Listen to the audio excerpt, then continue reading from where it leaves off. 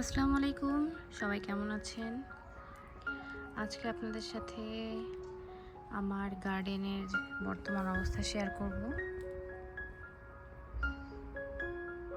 আমার গার্ডেনের অবস্থা এখন খুব একটা ভালো না, খুবই গরম শুরু হয়ে গেছে, হিটওয়েভ।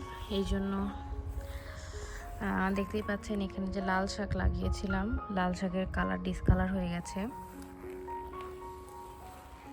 আর এইদিকে সিম গাছগুলো ভালোই বড় হচ্ছে, দেখেন। আর এইটা হচ্ছে করলা গাছ, এরাও কিন্তু ভালোই বড় হয়েছে।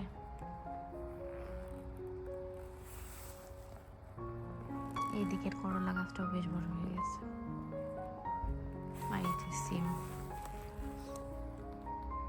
সিম গাছগুলো আমি নিচ থেকে ছেটে দিয়েছি, নিচে অনেক পাতা ছিল সেগুলোও ছেটে দিয়েছি। আর এগুলো হচ্ছে বরবটি গাছের যে পাতা ছেটে দিয়েছি আজকে অনেকগুলো, যেগুলো লম্বা হচ্ছে না। আমি সিম গাছের পাতা 2 দিন আগে ছেটে দিয়েছি, এই জন্য দেখেন কি পরিমাণ লম্বা হয়ে গেছে, ওগুলো ছোট ছিল। আর এইটা হচ্ছে মরিচ গাছের হচ্ছে এই যে এটা পরাগায়ন করে দিতে হবে। এগুলো সব অনেক বেশি পুঁইশাক হয়ে গেছে, মানে তখন বের হচ্ছিল না, এখন এত বেশি, এগুলো সব এখান থেকে ট্রান্সফার করব। আর এই দেখেন এখানে ঢেঁড়স ছোট ছোট।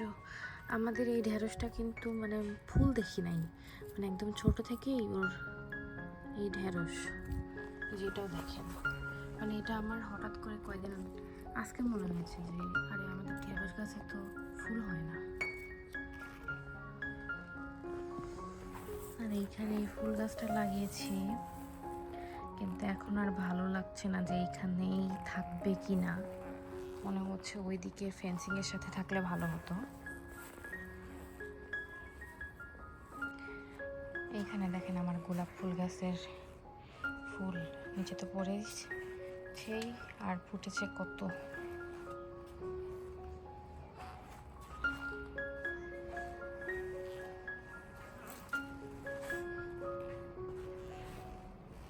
ও কিন্তু টবের মধ্যে আছে, তাই কি পরিমাণ ফুটেছে।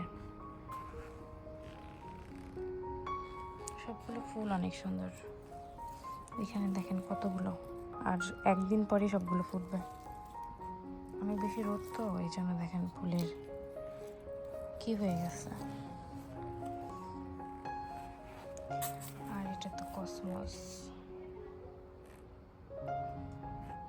আর আমরা 2টা গোলাপ কিনেছি আমাদের এখানে, যে এই ভ্যারাইটি সেম 2টা কিনেছি, আর একটা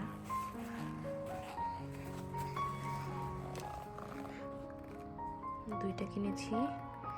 এই 2টা আমরা আমাদের ফ্রন্ট ইয়ার্ডে লাগাবো, আর একটা আর্চ করে দেব। দেখেন আমার গাঁদা ফুলগুলো কত সুন্দর ছিল, রোদে গরমে অবস্থা কি।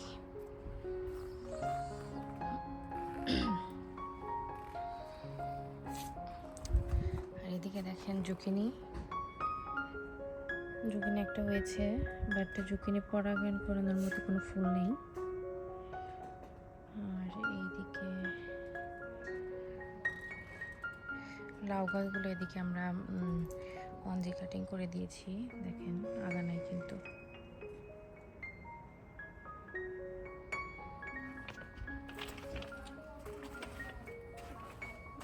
মিষ্টি কুমড়াতেও করে দিয়েছি, যে ফুল আসছে। এটারও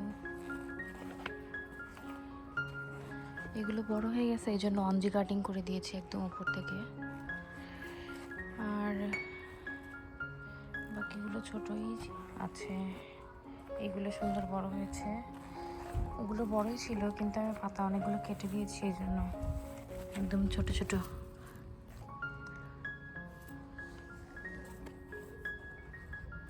অনেক হেলদি হয়েছে গাছগুলো, দেখতেই ভালো লাগে। আর আমরা মাচা দিব যে এটা দিয়ে, আজকেই দিয়ে দিব। আরো 2টা আছে, আর এখানে আমরা আরো কয়েকটা, এগুলো জাস্ট অনলি পাতা খাওয়ার জন্য। আর এই যে টমেটো গাছ দেখেন,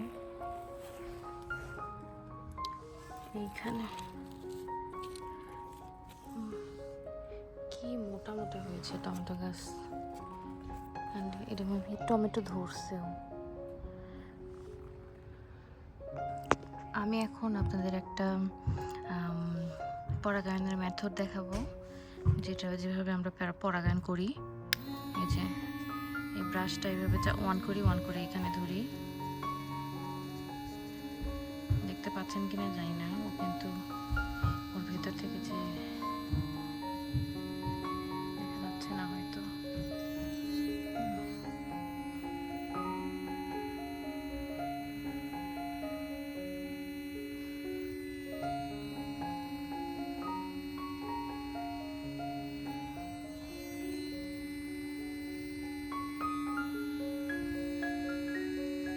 এইভাবে সবগুলো ফুলে পরাগায়ন করে দিই। এই যে এখন মরিচ গাছে দিই, আশা করি এটা বোঝা যাবে।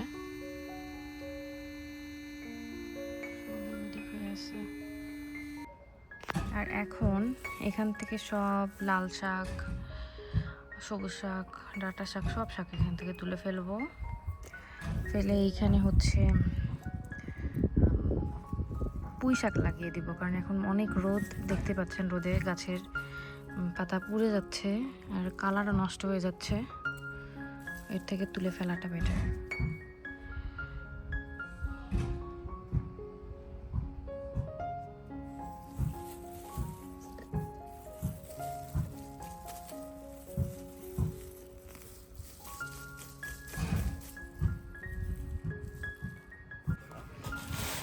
এই যে লাল শাক তুললাম, পুরো ডিশটা ভরা। আর এটা হচ্ছে ডাঁটা শাক পুরোটা, আর বেশ ওই দিনের মতো কিন্তু অনেকটাই হয়েছে। আর এইখানে হচ্ছে যে সবুজ শাক একটু, আর একটু কলমি শাক, এটা ভালো হয়নি খুব একটা। আর এখন আমি এখান দিয়ে যে পুঁই শাক গাছ লাগিয়ে দিচ্ছি, পুরোটা লাগানোর পরে আপনাদের দেখাবো। এই যে দেখেন পুঁই শাকের সিডগুলো লাগিয়ে দিলাম, এখন দেখা যাক কি হয়।